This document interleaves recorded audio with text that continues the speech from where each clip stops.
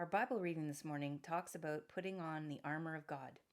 Every Jew and Gentile of Jesus' day knew what a Roman soldier's armor looked like, and so I thought in this unique form of church, I could show you. What the soldiers wore didn't change much over the centuries. All the clothing and equipment I'll show you were typical from 50 BC to 300 AD, and I am by no means an expert, so any mistakes that I make are my own. Soldiers were responsible for buying at least their own boots and tunics, and they personalized their belts, swords, scabbards, and helmets according to their status and wealth. So, unlike today's armies, everyone would not look quite the same. Tunics were made from linen and wool, and they were the basic clothing of the day. They were large rectangles of fabric with a head hole and were sewn up the sides. They were gathered at the waist and held in place with a woven belt. Soldiers would wear through several tunics in a year. Worn-out tunics were repurposed into scarves, socks, bandages, and leg wraps. The Roman military boot is called a caligae.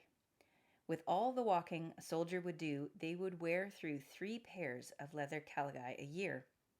The open style would dry quickly when walking through streams or wet brush.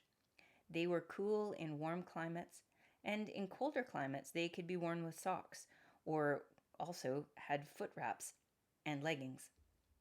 Boots had metal nails on the bottoms to help with traction. According to Jewish records, the Jewish population was forbidden to have nails in the bottoms of their shoes. A legion of Roman soldiers walking on cobblestones would create a very specific, quite terrible sound, letting them know that trouble was coming. A pad was worn under armor. The Roman armor was based on a chest plate which covered the heart. It became more stylized over time, and at some point it was the shape of a human chest. By the turn of the millennium, 3 basic types of armor were being used. Mail was made with thousands of interlocking iron rings. It was the most popular style of Roman armor worn by soldiers during the Roman Empire. It blocked spears and slashes from swords. Segmented armor featured overlapping metal plates, which were secured together with leather straps. The focale, or scarf, protected soldiers from the rubbing or chafing of armor, helmets, and leather straps. In the scaled armor, overlapping scales of bronze or iron were sewn to a linen backing. This was more common in the higher ranks.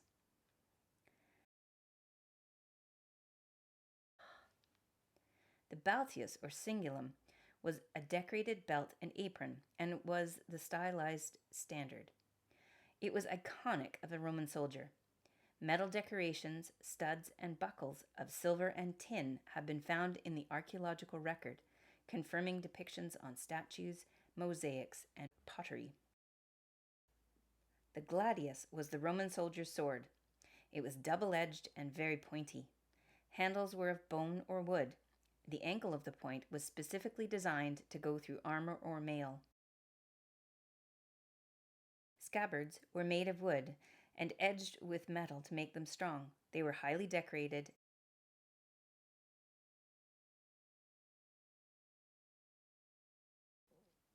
Helmets were made of bronze or iron, some trimmed with brass and elaborate decoration. They varied slightly over the centuries. They were laced up to secure it from wobbling. Neck guards, ear cutouts for good hearing with ear guards, brow bands, and cheek plates protected soldiers from slashing swords. The face design and proportions allowed for good visibility.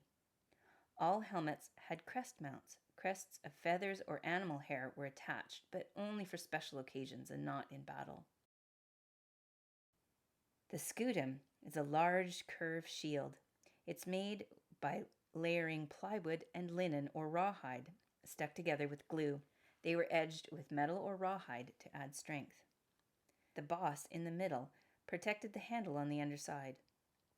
Metal decorations have been found in the archaeological record. The shields can be used for defense or offense. The shield's large size protects the soldier behind it and obscures the view of the position of attack of the gladius. When held together, they become an imposing wall of defense.